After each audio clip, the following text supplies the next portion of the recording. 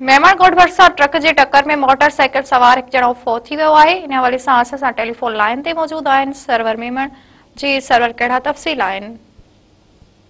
जी बिल्कुल इंतहाई अफ़सोसनाक वाक़ियो पेश आयो है। मेमनकोट थाणे जी हद सोलंग स्टॉप जो रोड हादसो पेश आयो जंहिंमें ट्रक जो ॿिनि मोटरसाइकिलनि खे टक्कर लॻो आहे, जंहिं जे नतीजे में हिकु राहगीर मौके ते फौत थियो, जॾहिं त हिकु ॼणो सख़्तु ज़ख़्मी थी पियो आहे।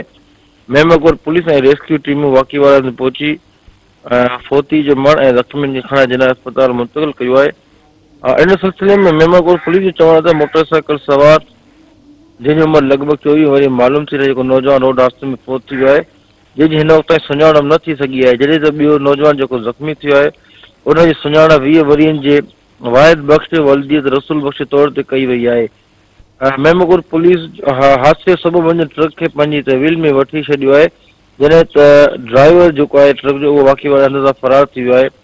पुलिस जो चवण आहे त जेको हादसे सबबु वञ ड्राइवर आहे उनजी ॻोल्हा कई पई वञे ऐं ज़ख़्मी खे इलाज लाइ अस्पताल मुंतक़िल कयो वियो आहे। जी सरवर मेमण, महिरबानी जी।